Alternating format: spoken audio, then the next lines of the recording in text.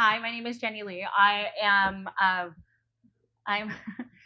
Emoji is sort of an extracurricular that's run amok for me at this point, and so this is a whimsical talk, semi-academic.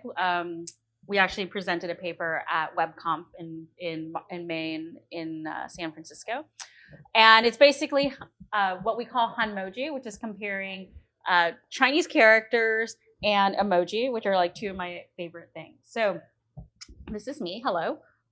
This is how I usually represent myself when I'm saying hi to people in the morning.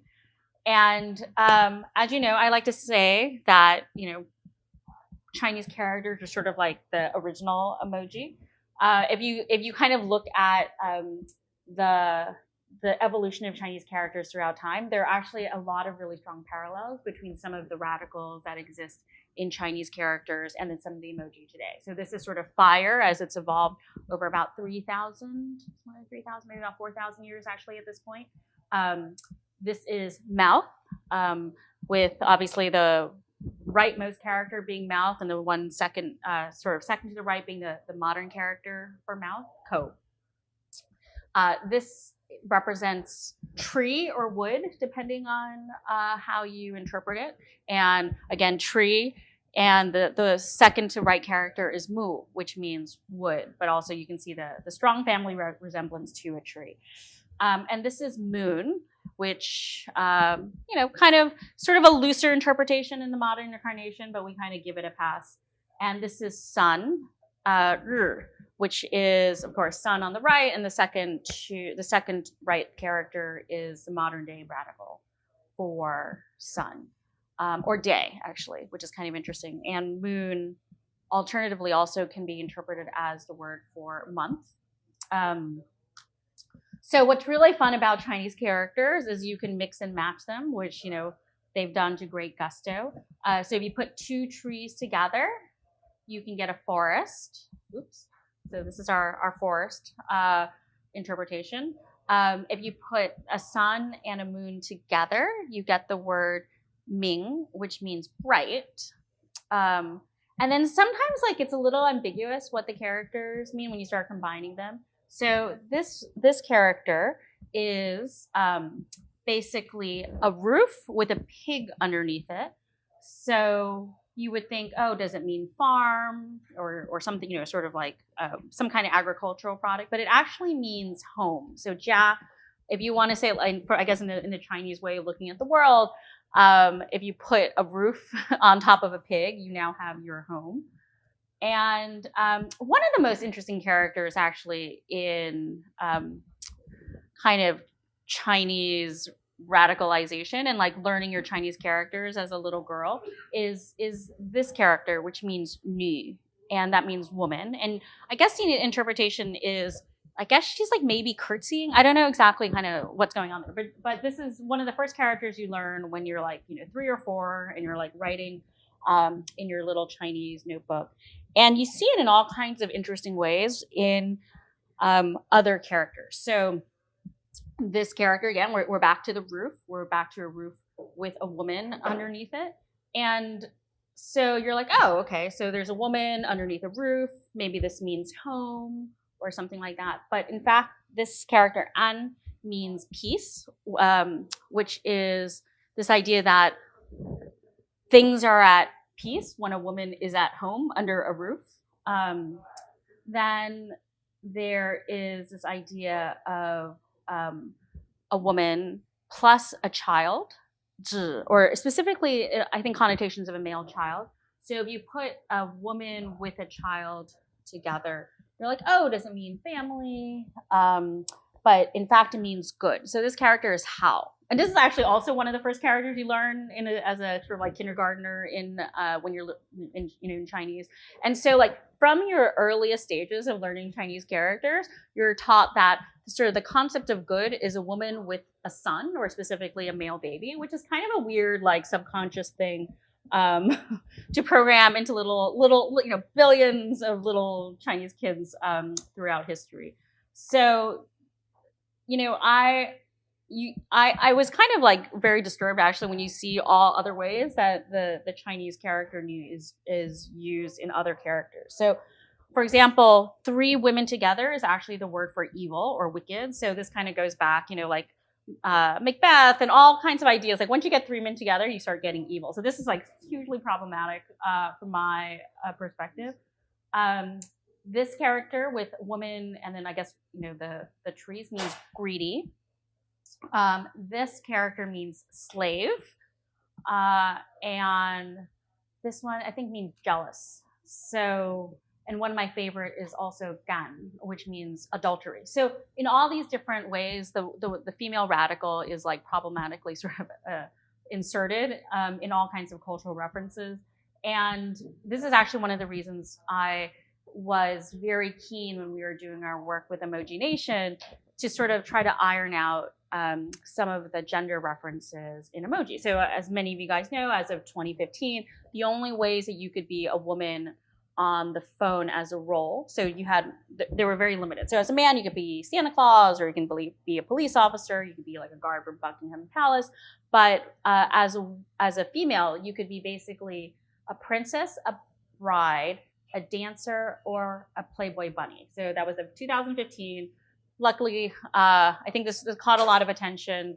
There was a New York Times op-ed pointing this out. There was Always did this kind of interesting viral video that showed all these little girls being confused why everything they could be on the phone was like pink or very hyper feminized. So as a result, as of 2016, there was actually a effort to sort of kind of create more professions for women and men. So that's why you have the farmer and the astronaut and the chef and the artist and the rock musician. So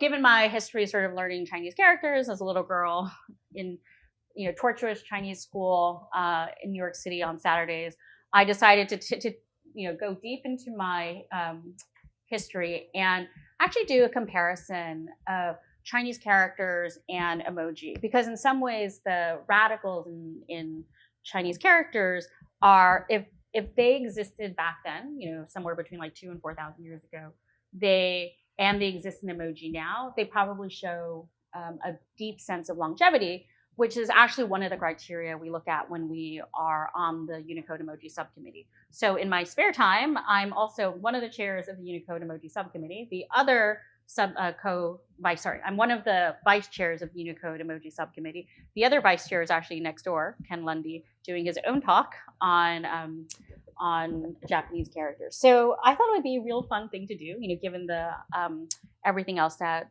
I've already shown you. And so these are the 214 Kangxi radicals. They date back roughly until like 1615. And they're sort of like retro kind of categorized, as opposed to, sort of something that started and then moved forward. They're actually now the main way that we look up characters in Chinese dictionaries. So one of the fun things of being a little Chinese American girl is you don't have spelling bees, because obviously it's kind of hard to spell things in Chinese with Chinese characters. So one of the contests you have when you're little is you actually have like dictionary lookup. Like if they give you a character, are you the first person to be able to find it in a dictionary? So you get very good at kind of like figuring out all of the radicals. So as you can see, there's a wide range in the complexity of radicals. Some are super simple, essentially one stroke. And some are immensely complex, essentially almost characters in themselves. So up here, you can see the characters for tooth and dragon and flute and turtle. Actually, one of my favorite ones is this one. This one I feel like has really kept its spirit. That's like turtle. And then nose. Actually, well, I'll say this. I see. So this one's nose. This one is mouse. This one is tooth, dragon, flute, and turtle. Again, turtle's always one of my favorite characters. It's like kind of like incredible that's still considered a radical at this point. So when I started going through and comparing emoji and the radicals, many of the radicals often themselves have meaning.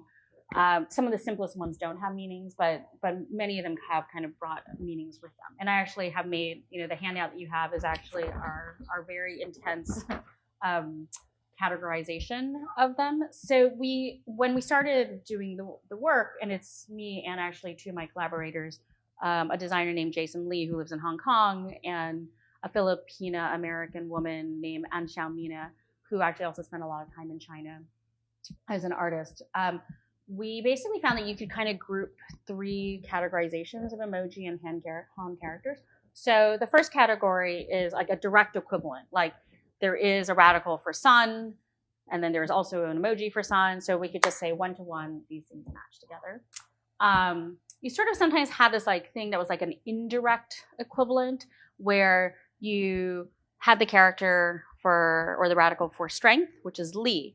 And then there's something like in the emoji world that kind of gives that, kind of has that meaning, but may not be a direct translation. But it functionally, for all intents and purposes, it conveys that meaning. And then the third one is what I would call associative. So an example of that is the radical for sweet. There isn't really this kind of sweet emoji, but you do have honey. So associative tended to be where we had a character, and then the quality of that character radical was evoked by an emoji, even though it wasn't necessarily a direct translation. So we went through all 214 and basically tried to categorize them. And this is the sort of chart that you have in front of you. If you see a little black square, that is an emoji that was passed as of this year and has not arrived on your, like, I guess in this case, Mac devices yet. But those like once we upgrade, those little boxes are actually the code points, because I went through Emojipedia and then carefully cut and paste all of them. So you see, some like a fun range, and this is really small, which is why I've given you your handouts. But you have things, from like spoon and ladle to woman and child. You have mountain. You have, there's some really interesting Chinese radicals, including things that mean just like 2 hands or 2 hands joined together. There is this idea of, again, that's another sort of radical that we try to like find indirect equivalents to. And we went through and counted, and you found that some concepts were pretty direct and straightforward, like this idea of sun or a knife or a mouth. Those were pretty easy to sort of kind of match, but some were actually more complicated. So this character, which is basically like a 3-sided lid, was when we went through and looked at the translations, it could sometimes be translated as over or crown, or very specifically a 3-sided enclosure from the top, or a cloth cover. So there's sort of more conceptual radicals, and we kind of generally gave the benefit of the doubt in trying to find a match. So what was really interesting is you found actually a lot of the characters and radicals did map to emoji. So of the 214, 84, or about 39.2%, had a direct equivalent. Another 71 had an indirect equivalent, or about a third had an indirect equivalent. And then a smaller number, but about 21, or almost 10%, 9.8%, had the associative kind of equivalent to an emoji. Which meant, if you tally it all up, that of the Chinese radicals, 72.4% of the emoji had reasonable-ish equivalents, whereas 17.8% lacked equivalents of any sort. And that was sort of a loose, since we had a very loose definition, it was really those 17.8 are really kind of far from anything that exists. So, then you kind of start looking at what some of the gaps are, and I looked at it as from the vantage point of seeing, like, are there any radicals which have would provide us with ideas of things that ought to be emoji. So one of the largest categories, and this is actually an issue with emoji overall, is that you're missing a lot of adjectives. So big, small, long, tall, or high. And what has been interesting is when we talk to researchers looking at emoji use out sort of in the wild, a lot of people have noticed this, because it's sometimes hard to capture adjectives in terms of a concrete visual equivalent. But what they have seen is people generally use animals as their adjective equivalent. So big could be elephant, small could be mouse, slow. People will use like a turtle or a snail. So in one situation, we talked to a professor who had asked people to sort of comment on restaurants using like a limit, they could, I think, only use 5 emoji. And so for tapas at a Spanish restaurant, she found people were using mouse plate to say small plates as a way of saying tapas. So I think this is one of the reasons we should actually try to use more animals and try to get more animals in the system, because they do generally have a universal quality and work across cultures, and they are not, and they have generally tended to be around for millions of years, and thus like pass the longevity test. Another interesting category of missingness is anything that conveys like the idea of self or privacy in emoji. So 3 radicals that were missing were self, this private, and literally oneself. So self and oneself are sort of similar in concept, but different radicals. And in general, actually, when we talk to linguists, one of the most glaring gaps in emoji as a quote unquote language, which is sort of up for debate, is that while it's good at expressing kind of verbs, which are actions, states of mind, nouns, which are sort of objects, it is actually, you're not able to say the word I or you very well in emoji. So some linguists have seen this idea of people using like up arrow, down arrow to refer to you and me, or like, sometimes pointing left or right. So that idea of relative direction in the emoji keyboard is how people are trying to compromise. And so my personal theory is generally that one of the reasons that we see such a fervent push from redheads and people with curly hair and people with skin tones and beards and bald people is that they're often trying to say the word I, because the way that emoji has evolved, you kind of talk about yourself in the third person. So like you might have me with the girl with the black hair, that represents me not as I, but as Jenny. So you kind of see this, use on Instagram. You see it used on, sometimes people with their Twitter handles will put the representation of themselves as a little programmer or like, as an artist. So that is one of the main gaps that we have seen, this idea of just like, there's not a good way to represent self in a abstract way in the emoji keyboard. Then there was like this huge category, which I thought was interesting. I was missing. One, interesting because it was missing an emoji, and 2, that existed in such a strong, robust way on the sort of radical chart, which are textures. Like there is this whole category of like radicals that one means skin, hair, leather, fur, bristle, which I thought was sort of interesting. And that's kind of hard. I'll be honest, that's actually really kind of hard from adding to the emoji collection, just because we're not great at textures, because it's hard to convey in a small square. It's also hard to like differentiate from like other things that might look similar. So I don't see that coming anytime soon. And then another sort of the 4th big category of missing things, what I would call like antiquated concepts, like things that were really big 2,000 or 3,000 years ago and like not so big now. So one is like this idea of a spear axe. It's like a weapon. G, which is the second character there. Then they were super into tripods back in the Shang Dynasty. We're not super as into them right now, but the character Ding is like, it's like all over, like you see it all over in ancient Chinese writing. Not super used today, but I think we added pot, which is sort of my kind of like nod to this idea that we wanted like a container that you could cook and boil in. Jade, which is sort of debatable. I mean, jade is still obviously precious and prized in China today. It's not as probably prevalent in culture, relative to the emoji world as it was in China way back when. And then mortar was, like something that I could see adding. I don't think it's probably on the emoji subcommittee's priority list.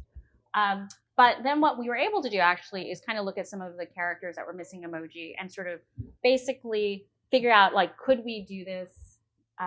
Look at characters that were radicals and then basically say, could these be reasonable emoji? So these were 6 that I identified. Flute.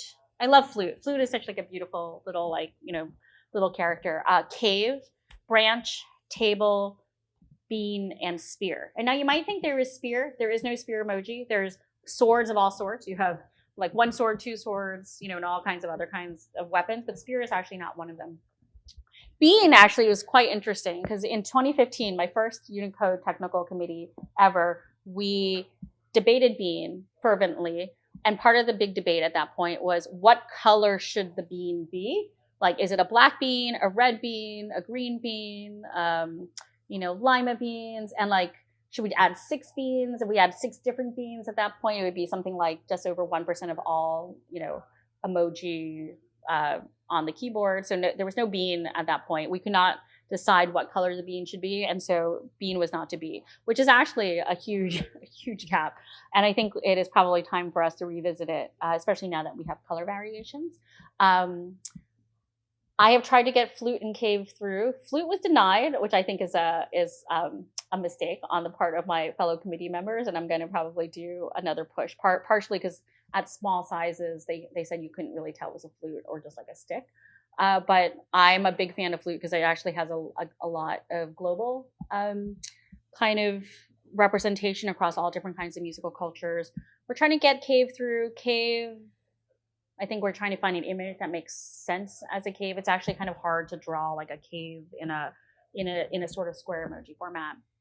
And the others, I think I tried table, and I don't know whatever happened to that. Rick might know, and I probably got buried in everything. So if you want to see the live chart yourself, you can go to bit.ly or bit.ly/Hanmoji chart, which will take you to the live chart where you can edit. So I don't have an edit protection on it, so like don't go crazy on it. But if you want to, but you basically have the equivalent of it here. The one on the chart in the Google Docs kind of gives a little bit more kind of our thinking in terms of whether or not something should or shouldn't be added to the emoji set as well. And feel free to copy it, feel free to comment on it. And so that is me. Hello. If you ever need to reach me, I'm jenny@emojination.org, which again is not what I do professionally, but is sort of an extracurricular that is run amok. And I will actually introduce our videographer, Theo Shear, who is the author of the juice box emoji and a co-author of the disco ball emoji, among others. Picket sign is also one of his. So basically everyone in my orbit gets sucked into doing emoji proposals. And since the rest of my world has to do with film, and I also do a lot of stuff with misinformation, there is actually a huge overlap between misinformation and emoji. In fact, one of the authors of the beaver emoji is a professor at Harvard University, whose wife is from Canada. So she and her wife together kind of authored the beaver emoji proposal. And she's actually like a pretty famous scholar, but she promised me that her bio, the first line would be, like Joan Donovan, comma, author of the beaver emoji proposal, comma, is also the director of the Harvard University Short and Scene Center, blah, blah, blah, blah, blah, blah, blah.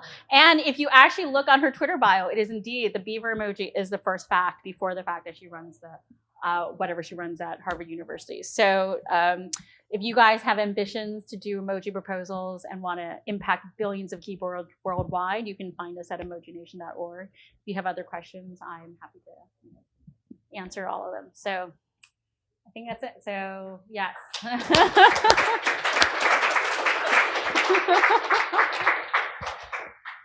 So many, I don't know if anyone has questions. I don't know, actually, I'm kind of highly amused that you guys are all here because this is, I don't know what practical, it's more for entertainment than practical use, but yes. I have a question. Why did you restrict your this study to radical? Because amongst the other Chinese characters, radical is yes, why radical? Yeah. A weird subset. Totally, yes. Why? Yes. That is a totally fair question. And part of it is, it was a defined set. So this is sort of an academic-ish paper. And like academic-ish places always love really defined sets and data. And so the reason that I just chose the radicals was because it was defined and close enough. Like it was a self-contained set, and then we could just map it.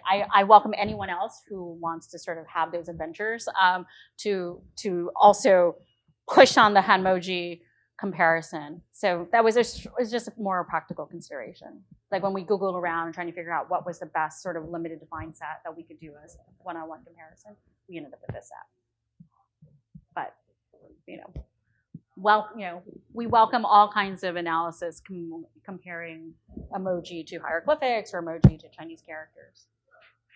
Yes. The problem is if you don't limit yourself to that, I mean, literally any Chinese character can be a semantic component. Can't add a semantic component combined with something else to form another character. Right, which is actually, yes. Go ahead.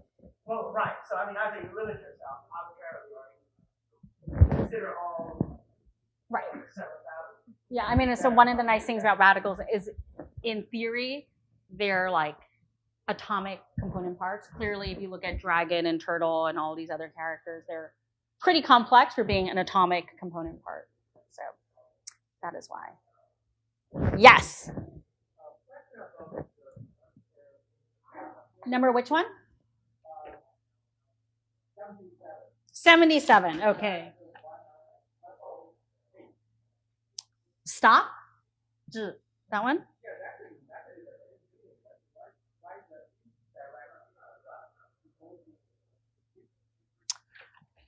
I mean, I think if you feel strongly about that and you think it should be direct, I welcome you to put it in the direct column in terms of, we kind of felt like it was a little bit indirect because it actually doesn't say stop. It's a stop sign, which then says stop.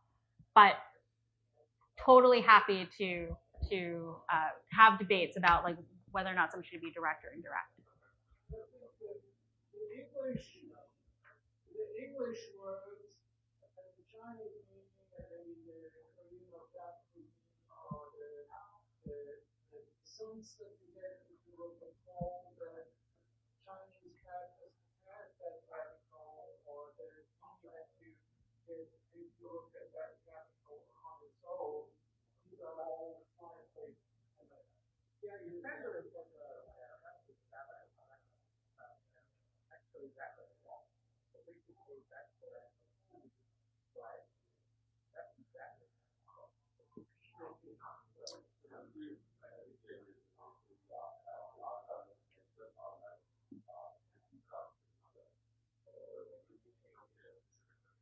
Right.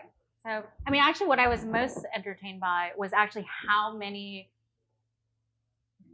Chinese, what I would consider like slightly obscure Chinese radicals do have emoji equivalents. So if you look at your chart, 58, snout, has an emoji equivalent, which is basically the pig snout. 60, which is step.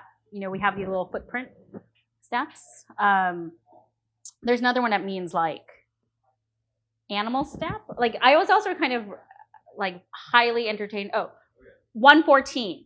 There is a Chinese radical that means animal tracks, and bizarrely, there is actually animal track emoji at number 114.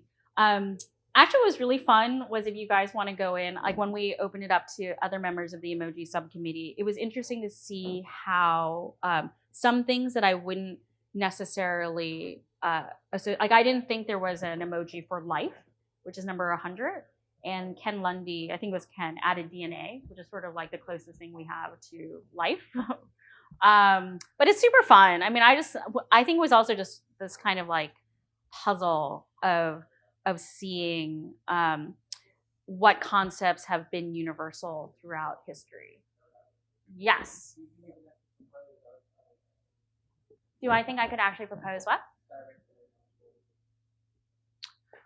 I think some of them become like if you go into the Google Doc that I share, the Bitmoji here, we'll go back one more, the Bitmoji Hanmoji chart. You'll see our thinking of whether or not it is visually distinctive. Like worse, is it missing? 2, is it visually distinctive? 3, do we think, does it should it end up being an emoji character. So you can see the ones, I probably identified about like 20 that I thought were like possible emoji candidates. And I proposed a bunch of them, and they have not, actually, I think at this point, none of them have gotten through.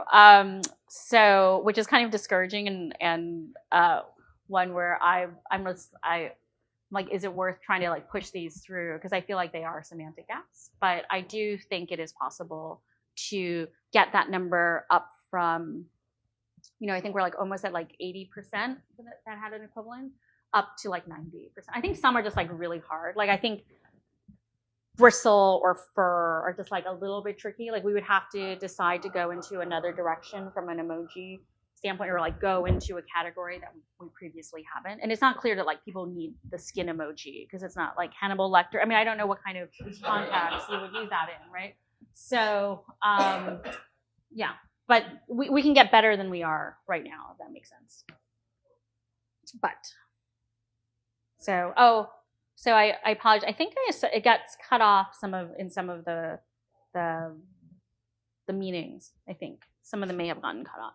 Anyway, it's actually one of the interesting things in number 159, which is car or cart, right? So if you think about it, 2,000, 3,000 years ago, cart was probably more of like a horse-drawn cart. That is actually not in our emoji set right now. Instead, we just have car. So it's kind of interesting.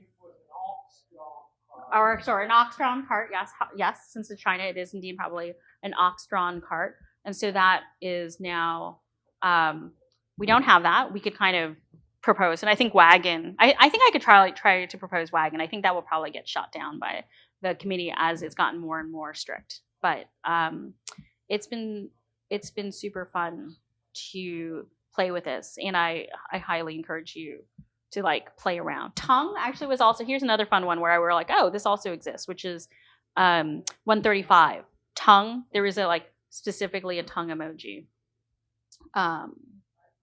Yes.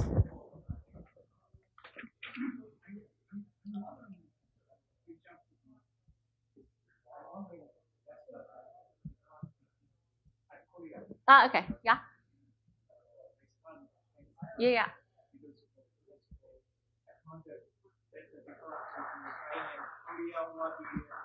Yeah.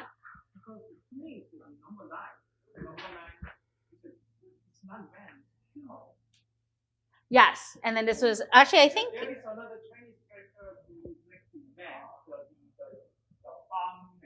there is one which is not a radical. Yes, no, I agree. There's a character for male. Yeah, we could do.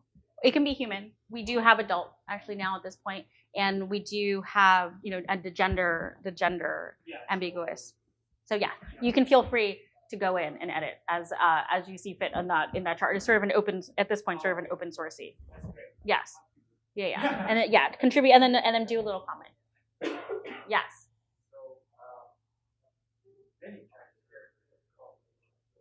Yes. Many other radicals. Yes.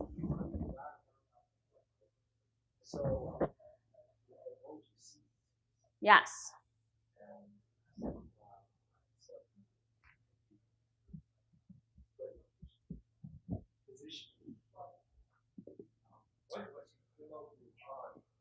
Yes.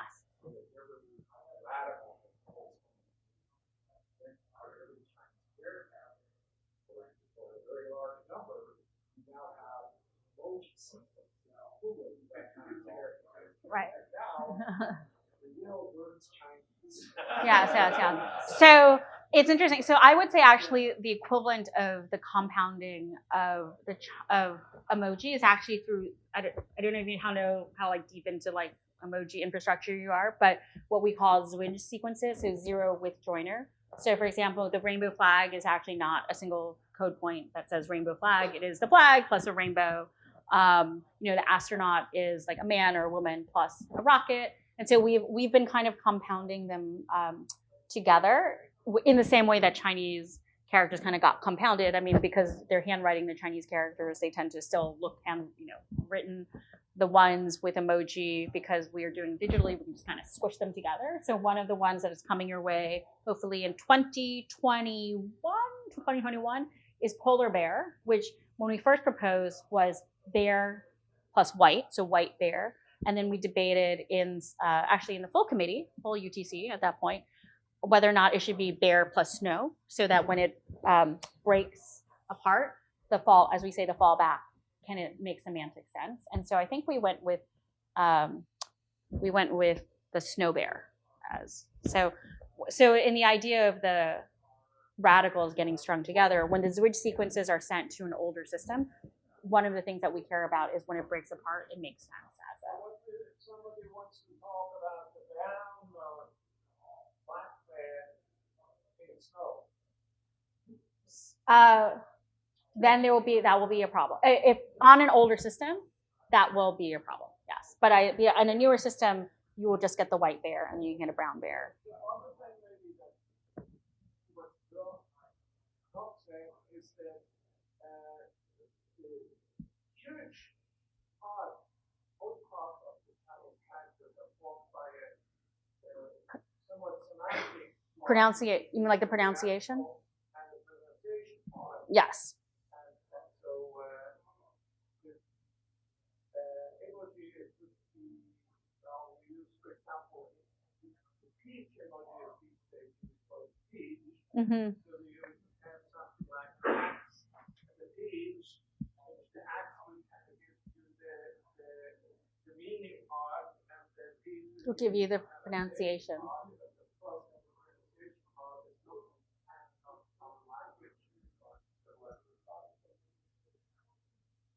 Yeah, well, or my friends do peach and then the herb for mint. And if you get really specific, there's also an emoji that's like inbox, like in as opposed to outbox. So in peach mint, which is not quite right, but they're making little posters of that, but it's actually, I think, really interesting how widely just like the peach as a symbol of impeachment has like taken off. I think Time magazine actually had a picture of a peach on the cover, which I think would not have been the case. I don't think while it's not an emoji peach, I definitely think that kind of connotation only exists because of the use of it within emoji. Like, pre-emoji, I don't think they would have just like randomly chosen a peach to represent impeachment. Yes, Jennifer. Oh, you think? I don't. Yeah. You think? Okay.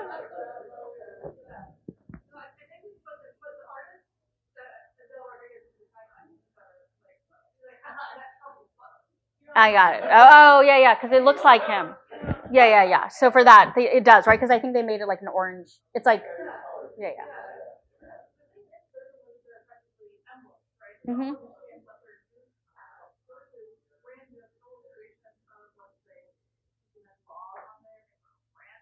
Brand.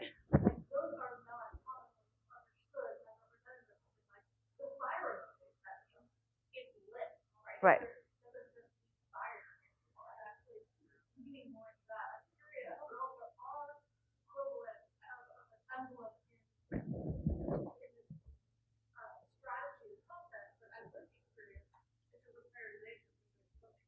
Right. I mean, I come from this is a sort of an interesting debate, right? Because I kind of come from the school of you don't necessarily know what people will seize upon before they seize upon it. So I would say like eggplant probably in my world wasn't one of the top ranked vegetables in the world, but now clearly has taken on additional meaning beyond just being like an eggplant. So eggplant. I feel like this is like this should be like a G rated. I don't know if I'm still in PG or G rated emoji talks. I feel like actually it would be really interesting to see if we get R rated emoji talks. Anyway, yes. So you read about I asked about how like the yes. symbol will have in China specifically, what we understand is what you not so in many different ways, I think we've lost. Yes, I am aware. Jennifer's probably even more aware, given what she does at Google. I think actually one of the most interesting weird things are like how some of the Japanese face expressions have morphed into something completely different in the US because of just how we interpret things. So there's a emoji with like kind of like air coming out of the little smiley face's nose, which is weird because they don't really have noses, but it looks like there's air coming out of his nose. And to us, it looks like he's furious or angry or steaming. But in, I think the original name of it is like face, like look of triumph or something, because that is how it was interpreted in, you know, the Japanese context. So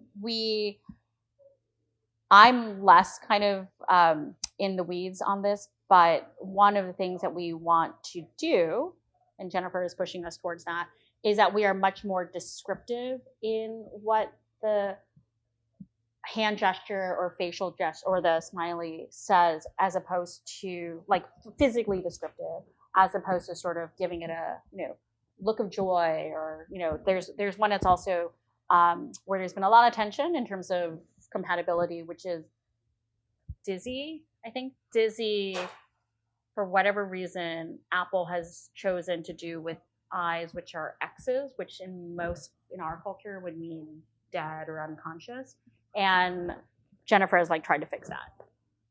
Is it fixed? I forget. Did we whip everyone into shape?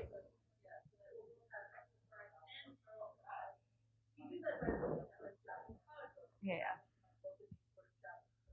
Yes. Yes. Yeah. Yeah.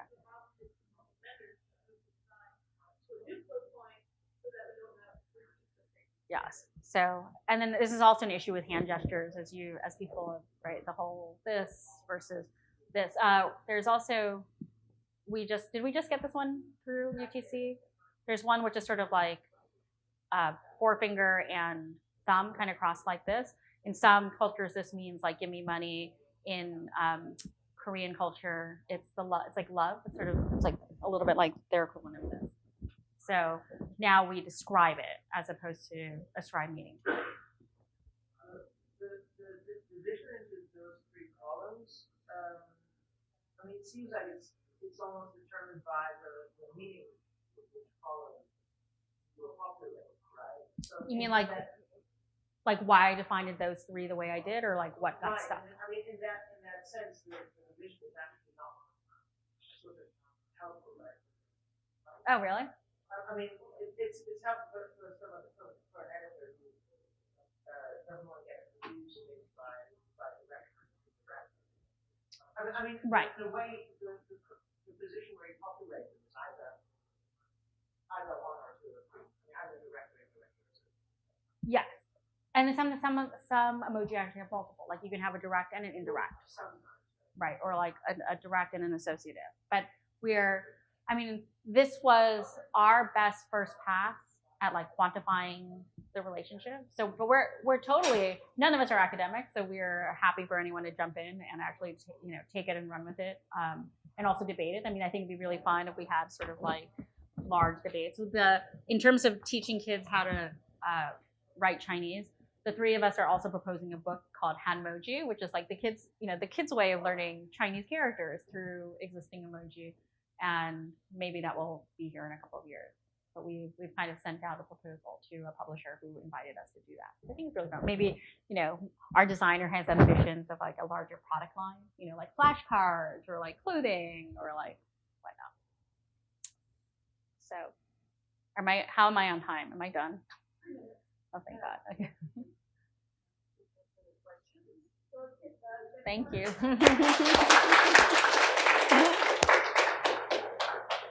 Thank you.